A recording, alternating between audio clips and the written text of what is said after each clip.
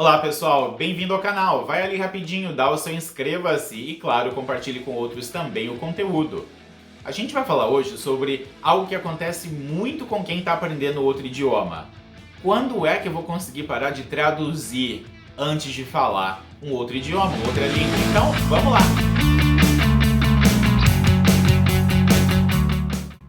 Bem-vindo novamente ao canal. Se você não foi ali rapidinho, dá o seu inscreva-se, depois deixa o seu like, comentário, enfim, faz o que pode, me ajuda aí que a gente segue com conteúdo.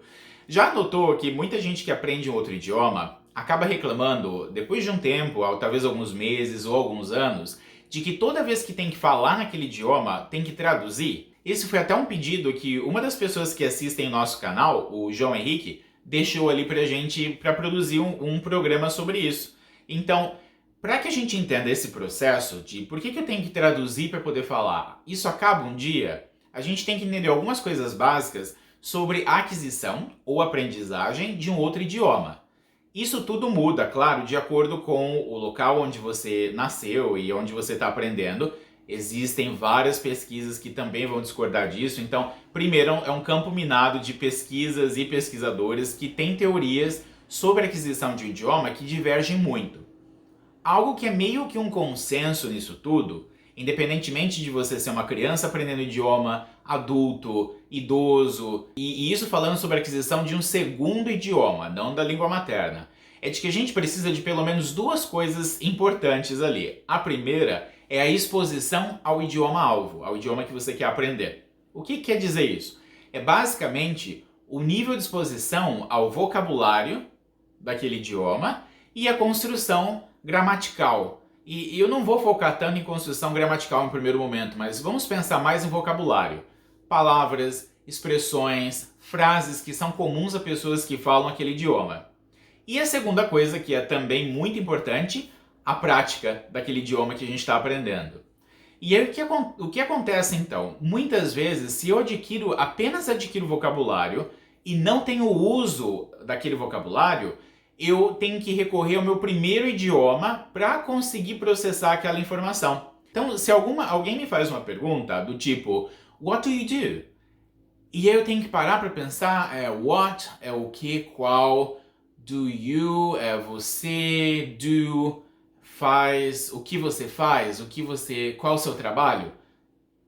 Todo esse processo acaba acontecendo porque eu acabo não usando muito o segundo idioma, o idioma que eu estou aprendendo. Então, qual é o ideal disso? Eu preciso adquirir vocabulário o máximo que puder. Nota como isso acontece com uma criança pequena, por exemplo, aprendendo o idioma materno.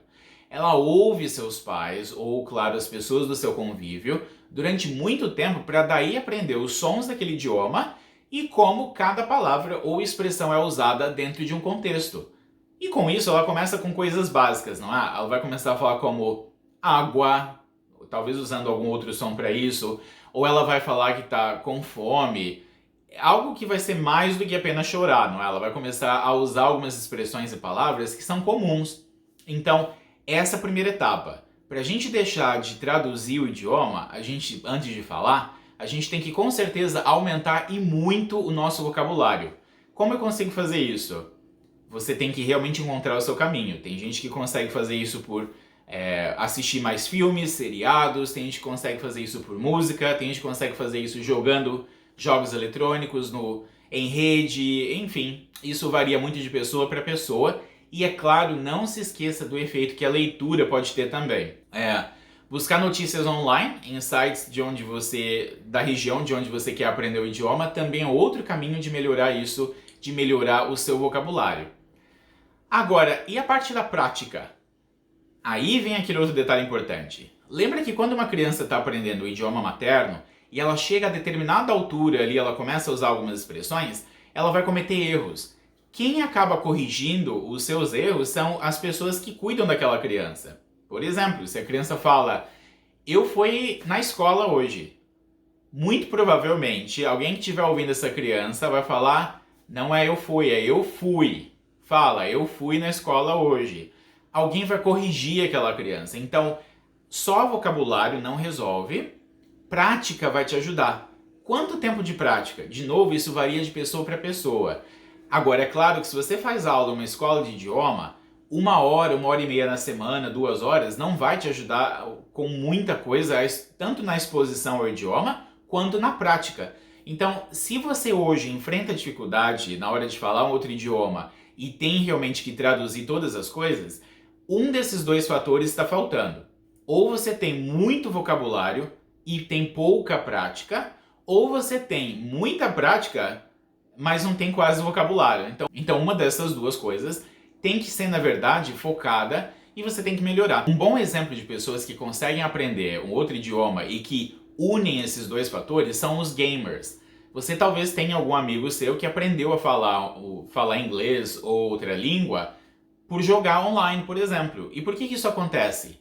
As duas necessidades são supridas. A pessoa adquire muito vocabulário, porque ela está, claro, em um jogo que é no idioma que ela está aprendendo, e ela consegue também prática, porque ela tem que ficar ali no chat com pessoas que ela não conhece pessoalmente, mas que ela tem que ter interação para o jogo. Então você tem aquisição de vocabulário e, ao mesmo tempo, essa construção gramatical que envolve aquele idioma, e a prática daquele idioma, muito provavelmente com alguém corrigindo, ou até mesmo zoando ali no ambiente de jogo. Então isso acontece também.